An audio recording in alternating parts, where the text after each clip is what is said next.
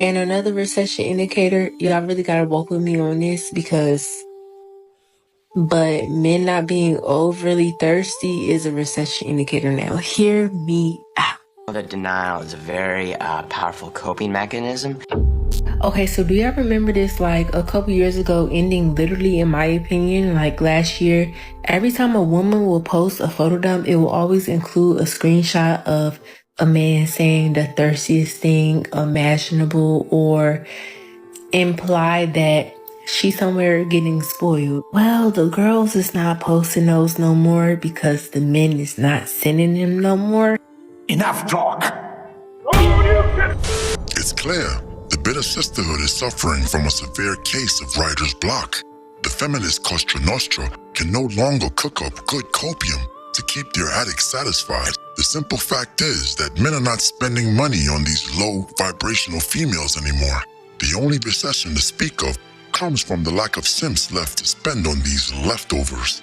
Now please, I'm gonna have to ask you to strap on your Cobra neck brace so you don't injure yourself while watching the mental acrobatics that's about to take place. And to me, that's a recession indicator because I just feel like men is not really spending it like that because they gotta save it. So they're not even going to start the track record of like, oh, this is going to lead to me spending it. They're not even going to DM no more. I'm telling you, that's a recession indicator. Maybe men are not DMing you because you're not worth the time, money, and effort it takes to smash.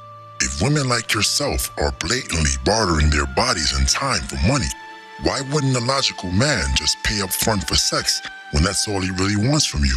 I mean, she would rather blame a whole economy than take accountability. Instead of asking herself, how can I make myself more valuable to the men I want? She would beg the government to send out some more stimulus checks. Now, are y'all walking with me or am I reaching out? Some of the girls, y'all still get the messages. Recession don't matter. It could be a Great Depression. Y'all still won't get the messages. But y'all can't lie and tell me that it hasn't slowed down. Don't lie.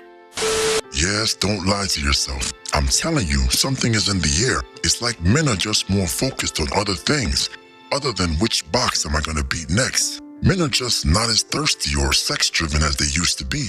I can't explain the phenomenon, to be honest. They have hobbies and goals that they are focused on. At the same time, don't be fooled. The sisterhood is gonna change their tactics in the coming months and years.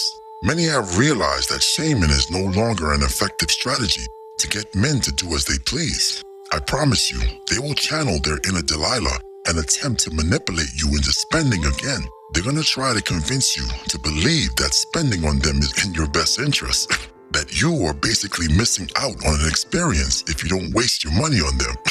For example. So I say all this to say, fellas, you are missing out on a caliber of woman because of fear. The fear of spending money, the fear of going all out. You are missing out on the greatest potential in the world of really high quality, high value, generous, kind, giving women because you don't want to take the initiative and spend money first or give a little first. Guys. Look, if this doesn't insult your intelligence, then nothing will. I really don't know how foolish they think we are. Seems like all you have to do nowadays is get a set of veneers and the struggle wig with the brown highlights, and that automatically turns a woman from a hood chick to an upper-class old money Hillary. They won't even spend a little time to perfect their Valley Girl accent. Yet we're supposed to believe that this wasn't the same girl we saw a month ago in front of us online buying backwoods and magnums in 7-Eleven. Look, ma'am, it's not gonna work. Just because you got a BBL and an Ozempic connection doesn't mean we're gonna spend money trying to chase loose skin. I mean skins. You see, that's a double entendre right there if you think about it. Okay, and when y'all hear the haters say, oh, it was the Ozempic, oh, she got a BBL. When y'all hear them start doing this, don't forget to tell them, yeah, but that bitch was in the gym too. That bitch was in the gym too. A few moments later. Giving, what I learned in church last weekend is if you want your life to change, if you want, some of your dreams and wishes to come through, the first thing you're supposed to do is give. first thing you're supposed to do is stop doing the same thing while expecting a different outcome. Stop feeding these gremlins. Stop trying to pay women to like you. And definitely stop trying to convince a woman to spend time with you. If she won't catch a cup of coffee or have a drink with you, she doesn't like you. Simple. Steak dinners and concert tickets don't get her panties wet. And honestly, I think most men have realized this. And this is the problem the sisterhood faces. When a woman likes you, she'll help you to tenderloin touchdown rather than play defense. What I want men to know is there are some great women out there that you're going to miss and you're never going to experience because of fear. I had to tell a guy this over the weekend. He asked me out, and he asked me out to a bar in Coral Gables. And I simply was like, no, I'm not going to go on a bar date for a first initial date. I'm sorry. And he replied back, and he basically was just like, well, it's our first day. I just wanted to get to know you, da-da-da-da-da. You know, he's one of those that doesn't believe in going all out on the first date, or going to expensive dinner, or just, you know, a sit-down fancy restaurant. Not even fancy, just like a sit-down restaurant on a first date. He's just like, something I don't do because I've been burned in the past. So what? You tricked off on a girl and she ended up using you. So now every woman after that is going to get the bare fucking minimum.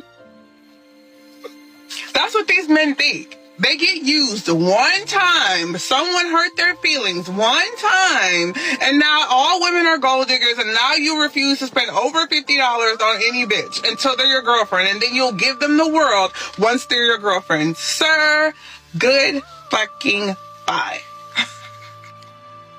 But thank God for me. Thank God for Shaylux. And thank God that I am the dating coach that's in the field figuring things out for you. Because a lot of these dating coaches will be like, oh, go to Seeking, go to a Millionaire Match, go to Luxy.com. But they don't tell you what it's like to actually date these type of men. Go find you a rich husband. No. 60. They don't tell you the bad that goes with meeting these men. Yeah, sure enough, you're going to meet them. But you're the insecurities and the mental anguish that these type of men give you, you're going to lose your shit. And which is why you're going to go back to dating Tyrone.